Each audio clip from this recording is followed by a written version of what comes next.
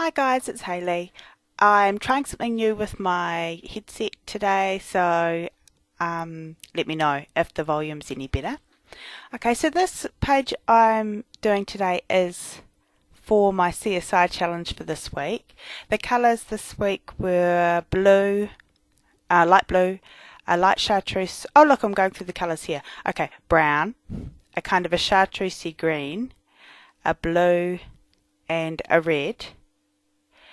And I think there was kind of a light yellow as well.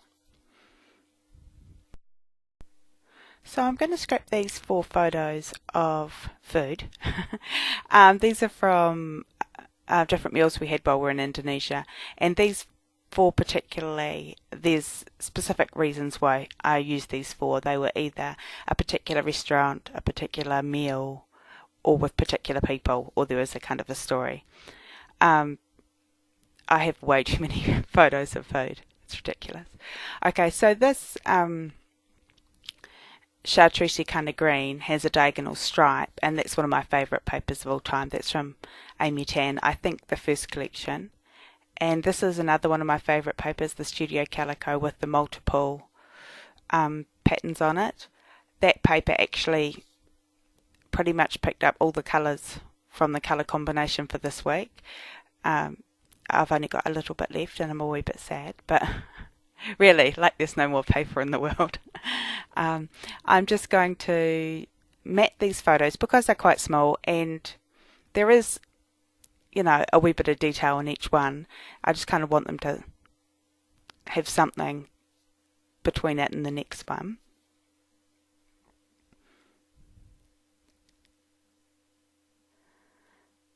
And I have to kind of make a decision about what I'm going to do with a lot of the kind of detail photos I've got from our trip. I don't really do many books, and I have done the trip in my project life, so pocketed.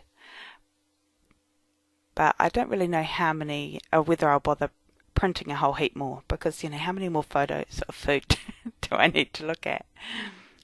These ones are interesting because there's certain things about them, or certain things about them that the children, like when they saw them, commented on. So, okay, so I'm going to but I've just put a bit of adhesive in the middle between the photo and the cardstock, and that allows me to kind of overlap some of the pictures under an edge of the above photo or something, just to make it not completely straight and orderly. Still ends up being pretty straight, but just more of a tucked in kind of look.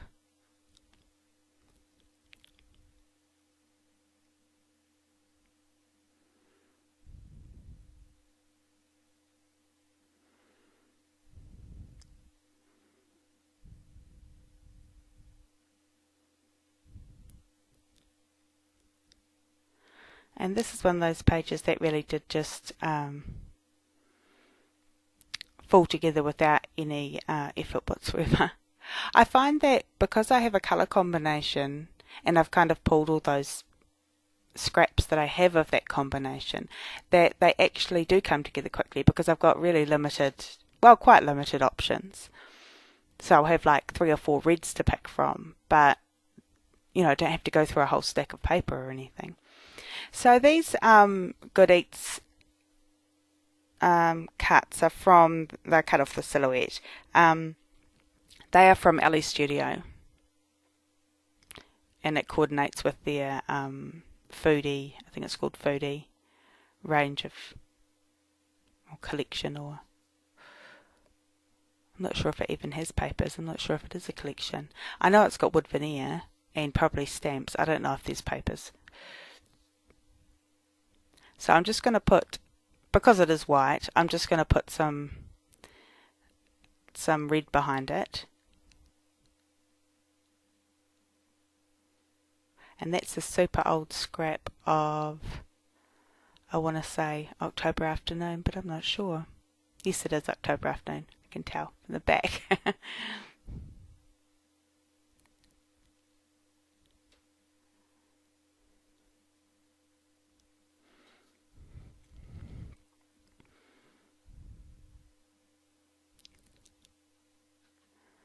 And I'm just going to pop that up on foam.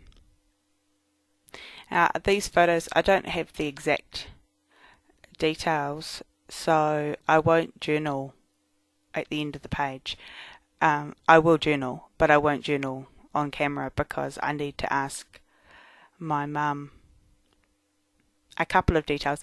Like sometimes I can remember where the restaurant is and that it's upstairs or whatever, but I'm not so great with names, so I need to just check a couple of details with her.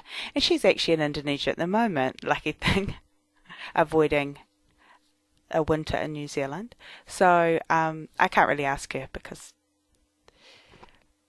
until she gets back. She's probably at these restaurants right now, which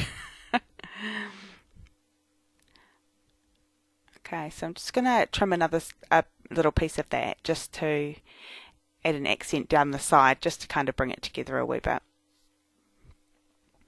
because just the one bit of red's a bit odd otherwise. And this is really a totally simple page. Well, that's how I scrapbook, but it is a really straightforward one.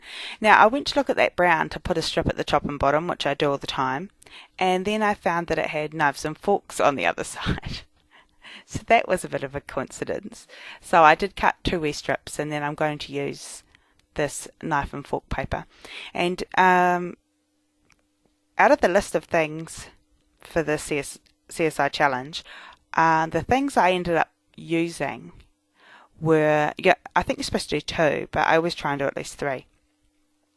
So one of the items was to be a food accent, so that's what I'm using that paper as.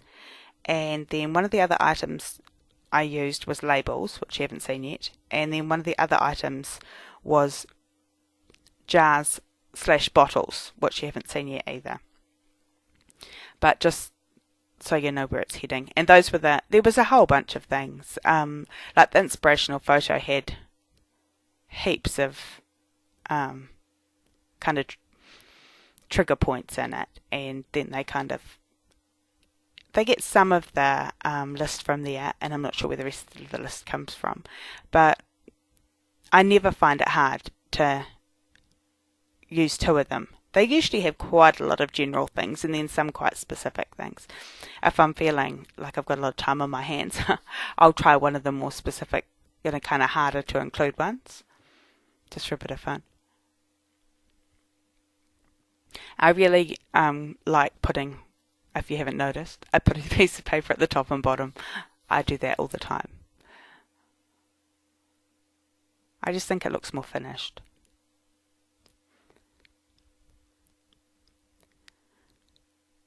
So I'm just going to pop these together.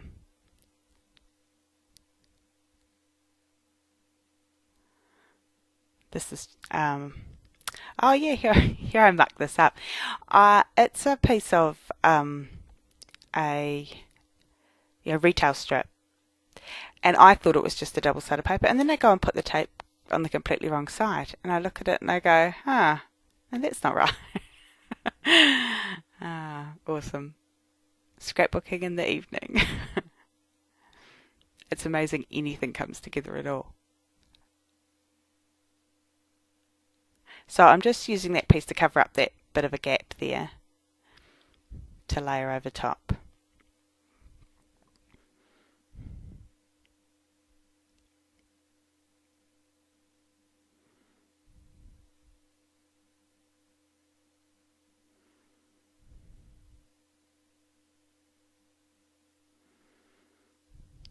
I'm so pleased I saw those knives and forks because I could have quite easily, never have found a page to use that bit on. So that was a happy accident.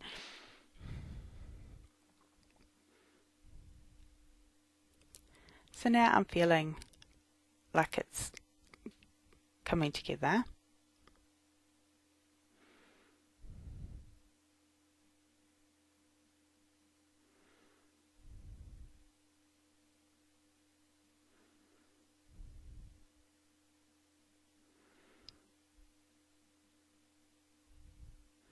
And I have popped that up, but I do still feel like it needs to have some other stuff going on. So here I'm looking in my Evalicious stickers, and I'm taking out all the light blue ones that are relevant. Like there's a wee globe and an arrow and a circle and a camera, so they're all the right tone.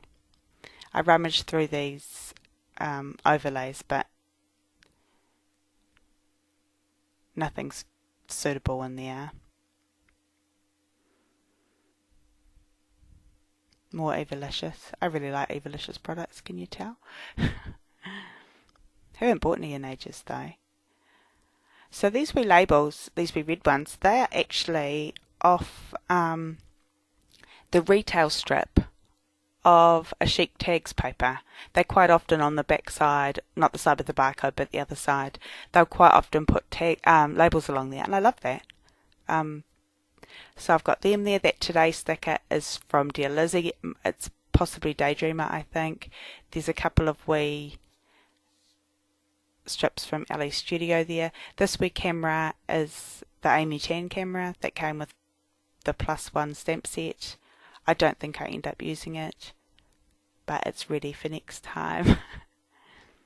And you see on the paper there, I found 2 of those wee Dear Lizzie mason jars. Yeah, those are getting old now, so I'm quite pleased that I made them work on something. So I just end up tucking them behind, and I'm really pleased with how that worked because I didn't have a plan. And I'm just going to tuck a couple of those labels in because that is 2 of the things I need to use, and they do look good because they've got that wee touch of red. And I'm just going to use this wee flag that says photo notes, but as I said, I'm not going to journal right here because I need to check those details. And I've just put a wee Tim Holtz mini paper clip on there.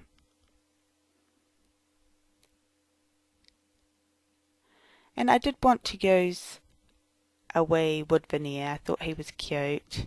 Don't know why it's a he. And I'm just popping those puffy stickers around. I did think about using that label, and then I thought, well, it's not really necessary, so let's just skip that. The one thing I don't like about those sticker books is those, particularly the Dear Lizzie ones that are perforated. I don't like that I have to talk about laziness. I don't like that I have to go around and cut them. I want them pre-cut and not fuzzy. That is the height of laziness, isn't it? It does annoy me though that I tear them out and then I have to cut them anyway. So yeah, there's a bit of a whinge. I'm going to pop that up on some foam because I felt like it was just getting a wee bit lost. And if I have excessive amounts of journaling, I will just add it in the white space at the bottom. But the journaling won't be happening for a couple of weeks, so it won't be in the stills or anything. Okay guys, here I'm just adhering down those bottles and jars, and I just put a bit of tape to hold them together on the front, flipped it up, put my ATG behind, just so they didn't lose their placement, because when I get something like that that actually looks good, the minute I adjust it, it doesn't look good, and then I can't get it back the way I want it, so I just stuck some tape on the front there. Now I'm just getting that title down and adding my wee globe. Okay, just having a bit of a clean up. Also there in the middle of the photos I have a wee geotag paper clip. I'm going to try that a few places, but here's another whinge. The thing I don't like about that is if you clip it correctly, it doesn't sit, it sits sideways. So I'd have to have a plan ahead of time for that. It didn't look wrong above the jars, it just didn't look like a geotag. So, I don't know. I'm not somebody that just puts things there that don't, I don't want to say don't work, but don't make sense. I can't do stuff that doesn't make sense to me.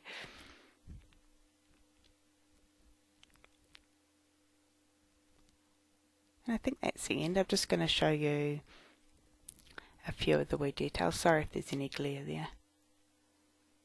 And that is it. Super simple. Thanks so much for watching.